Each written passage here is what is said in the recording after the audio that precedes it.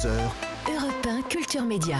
Philippe Vandel. Je salue Anissa, bonjour. Philippe. Et Rémi Jacob, bonjour. Bonjour Philippe et Anissa, bonjour à tous. Rémi, au sommaire de votre journal des médias. Les droits des matchs de l'équipe de France féminine de football attribués jusqu'en 2027. Également une chanson des Beatles inédite qui va bientôt sortir grâce à l'intelligence artificielle.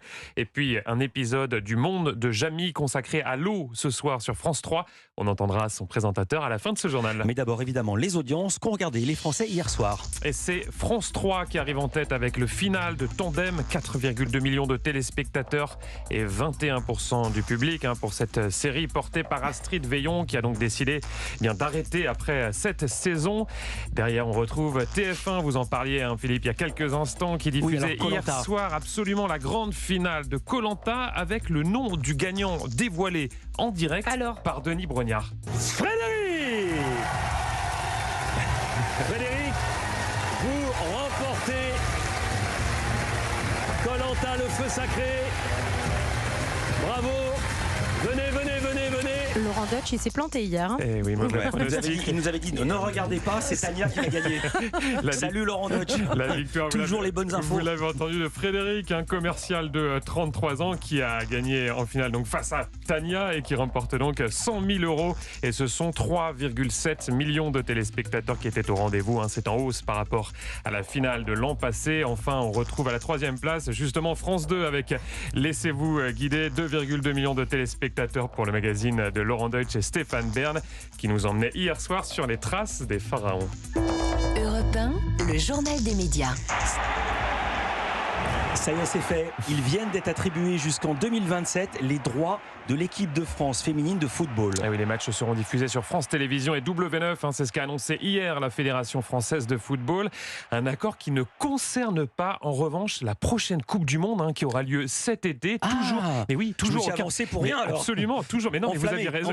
Vous aviez raison. Ouais. Vous êtes enflammé. Oui. Parce que c'est effectivement étrange. Toujours aucun diffuseur français à seulement un mois du coup d'envoi. Selon nos confrères de l'équipe, France Télévisions et M6 ont fait une offre et sont en attente d'une réponse. À noter que les droits du championnat de France féminin ont également été attribués hier. Et c'est le groupe Canal+ qui continuera de diffuser la compétition jusqu'en 2029. Voilà, il faut dire que les droits de la Coupe du Monde des femmes, des filles sont jugés excessifs par les chaînes françaises. Par les chaînes françaises. Le prix de la FIFA est jugé excessif par les chaînes françaises. Amazon pourrait bientôt lancer une offre de vidéo à la demande avec de la publicité. Et c'est ce que font déjà ses concurrents Netflix et Disney+. Alors c'est une information dévoilée par le Wall Street Journal. L'idée évidemment c'est de pouvoir proposer en contrepartie un tarif moins élevé à ses abonnés. Dans le cas de Netflix, par exemple, le forfait avec publicité est vendu 5,99 € par mois, soit 3 € de moins que le forfait de base. Amazon qui envisagerait, selon le Wall Street Journal, de privilégier des publicités de courte durée à différents endroits plutôt qu'un long couloir de pub diffusé au début du programme. Une chanson inédite, je mets ça entre guillemets, des Beatles va sortir cette année grâce à l'intelligence artificielle. C'est Paul McCartney lui-même qui s'est chargé hier de cette annonce lors d'un entretien accordé à la BBC. Alors comment cet exploit a-t-il été rendu possible plus de 40 ans après l'assassinat de John Lennon? Eh bien grâce à une vieille cassette sur laquelle figurait la voix du chanteur qui avait enregistré tout seul un titre, un enregistrement en très mauvaise qualité, mais nous l'avons purifié, a expliqué Paul McCartney, et cela grâce à l'intelligence artificielle. Alors concrètement, la voix du chanteur a été séparée de la musique qu'on entendait sur cette maquette, puis retravaillée et mixée avec les autres voix. Selon la BBC, il s'agirait du titre Now and Then que les 3 autres Beatles avaient enregistré au début des années 90 en se basant à l'époque déjà sur cette maquette de John Lennon avant de renoncer finalement à sa sortie. On reste au chapitre de l'intelligence artificielle. Emmanuel Macron va se rendre aujourd'hui au salon Vivatech pour soutenir les entreprises du secteur. Ouais, avec une série d'annonces attendues, dont des financements supplémentaires et des mesures en matière de formation et de recherche. Roman Oquet vous en parlait dans son journal de 9h sur Europe 1. Nous devons également avancer pour réguler et maîtriser cette technologie, a-t-il indiqué sur Twitter. Et puisqu'on parle d'Emmanuel Macron et d'intelligence artificielle, je vous propose, Philippe, Anissa, chers auditeurs d'Europe 1, un petit clin d'œil avec une chanson qui a beaucoup fait parler ces dernières semaines sur les réseaux sociaux. Elle illustre vraiment ce pouvoir que peut avoir l'intelligence artificielle sur la voix. C'est un ingénieur qui a fait chanter du Charles Aznavour au président de la République. Écoutez.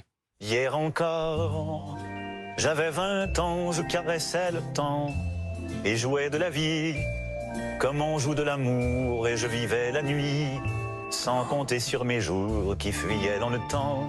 C'est vraiment stupéfiant. Oh là là, c'est c'est incroyable. bluffant, c'est dingue, on dirait lui qui chante. C'est incroyable chanson évidemment qu'il n'a jamais chanté en vrai, vous vous en doutez. Alors c'est pas tout à fait ça niveau justesse, mais enfin on reconnaît, vous avez raison Anissa et Philippe, quand même très bien la voix d'Emmanuel Macron, une voix reconstituée donc de manière totalement artificielle. Ça, je connais ce son. C'est le bruit du buzzer de The Voice. On a appris que la nouvelle saison de l'édition Enfant va arriver le 4 juillet sur TF1. The Voice Kids, saison 9, et ça sera diffusé pour la première fois de son histoire le mardi soir. Alors ça ne sera pas la seule nouveauté, puisque Slimane et Nolwenn Leroy intègrent le jury. Ils seront aux côtés de Patrick Fiori et Kenji Girac, qui étaient eux déjà l'an passé dans les fauteuils rouges. Alors Slimane et Nolwenn Leroy, ce sont tous deux de jeunes papas et mamans. Je les ai rencontrés, je leur ai demandé justement de me dire ce que ça changeait d'être parent quand on participe à ce type de télécrochet avec des enfants. Moi, je me rappelle, il y avait une petite qui était venue et elle ressemble à ma fille. Mais vraiment, elle lui ressemble physiquement. Et c'était très compliqué pour moi parce que vraiment, je la voyais, je voyais ma fille. On est tous des parents très aimants et qu'on a essayé de partager cet amour-là avec les enfants qui sont venus nous voir. Bah oui, il y a forcément un supplément d'âme lorsque l'on est parent. Forcément, on appréhende les choses de façon différente et forcément, on a toujours ce recul avant de parler, avant de faire passer un message à ses enfants. On choisit les mots. Et oui, trouver les mots quand on s'adresse à de si jeunes candidats, Nolwenn Leroy et Slimane au micro d'Europe 1 Culture Média. Et cette nouvelle saison est donc à retrouver à partir du mardi 4 juillet sur TF1. On termine ce journal avec un tour du côté de France 3 qui propose ce soir un nouveau numéro du Monde de Jamy. Et oui, un numéro consacré à la thématique de l'eau, et cela alors que les nappes phréatiques sont au plus bas et que l'été s'annonce caniculaire. Alors, qu'allons-nous voir dans ce documentaire ? Eh bien, j'ai demandé à son présentateur, Jamy Gourmaud, de nous le pitcher exactement comme il le ferait avec un ami, un copain qui ne saurait pas du tout de quoi ça parle. Eh bien, je commencerai par lui dire le titre de l'émission. Est-ce qu'on va manquer d'eau cet été ?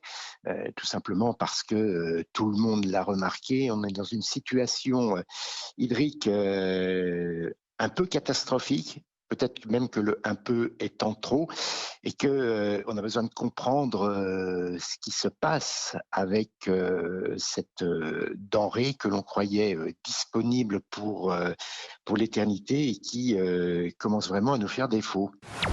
Jamy Gourmaud au micro d'Europe 1 Culture Média avec, vous le verrez ce soir, évidemment son style bien à lui, comme lorsqu'il nous explique que l'eau qu'on boit en 2023, en gros, c'est du pipi de dinosaure.